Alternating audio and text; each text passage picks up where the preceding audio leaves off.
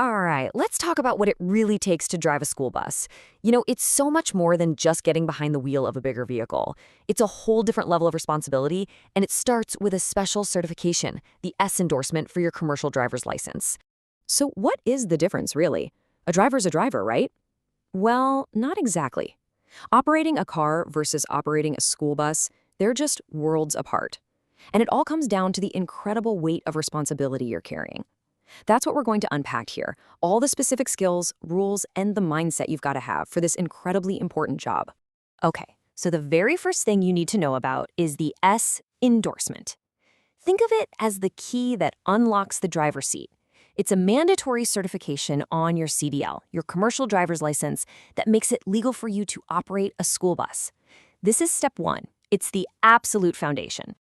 But really, it's so much more than just a letter on your license. That little S means something huge. It's a symbol that you've been trained and tested to a much higher standard. And why? Well, it's because you're being trusted with the safety of kids. That one massive responsibility is the why behind every single rule and procedure we're about to cover. So, how do you actually get this endorsement? How do you earn that trust?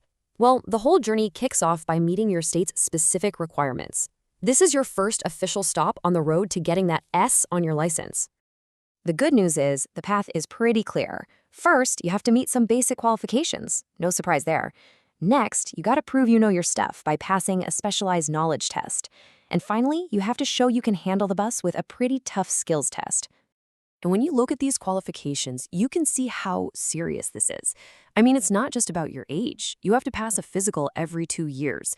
And check out the vision requirements. They are super specific. At least 20/40 vision, sure, but also a wide 70-degree field of vision in each eye. These aren't just random numbers. They're the absolute baseline to make sure you can see and react to everything happening around you. Okay, so once you've proven you meet the standards, the focus totally shifts to your day-to-day actions. See, earning the endorsement is really just the beginning. Now we've got to look at the strict rules that dictate everything you do in the driver's seat. This is all about discipline and safety on every single trip. And this lays out the non-negotiables perfectly. You absolutely have to stick to the approved routes, you have to keep the doors shut when you're moving, and on the other side, the don'ts are just as serious. Never ever leave the bus running while it's unattended. That's a huge one to prevent any kind of accident. And beyond just driving, a huge part of your job is actually managing the students. This includes things you might not even think about, like where they sit. The manual is really clear on this. Try to keep kids out of the very back row unless you have to use it. Why? Because the front of the bus actually offers more protection if you get hit from behind. Okay, we've talked about safety inside the bus. Now, let's talk about commanding the space outside of it. And this brings us to what is, without a doubt, one of the most critical skills for any school bus driver: mastering your mirrors and understanding the danger zones. I want you to look at this number and just burn it into your memory. 10 feet. This one number defines the area of greatest risk for every student who is outside of your bus.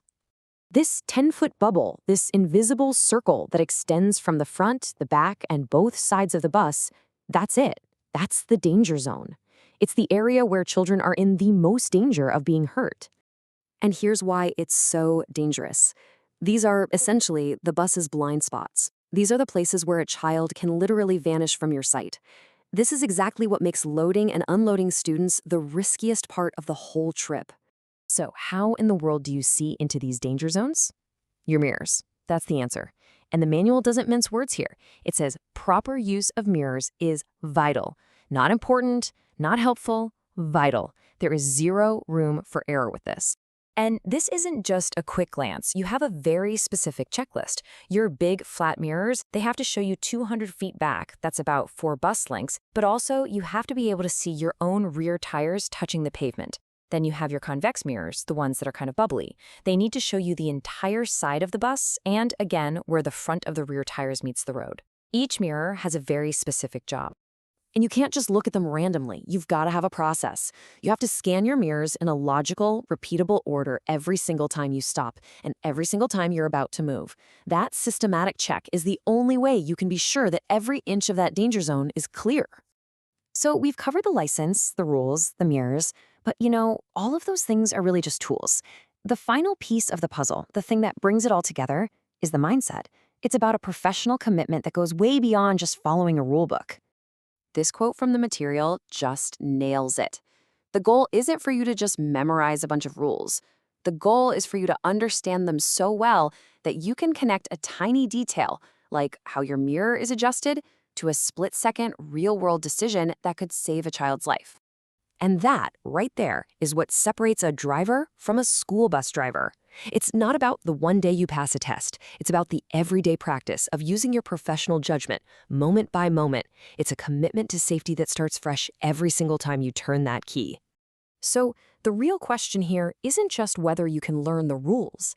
It's whether you're truly ready to live up to the responsibility they represent. Because when you're in that driver's seat, the safe decision isn't just the best decision. It has to be the only decision, every single time.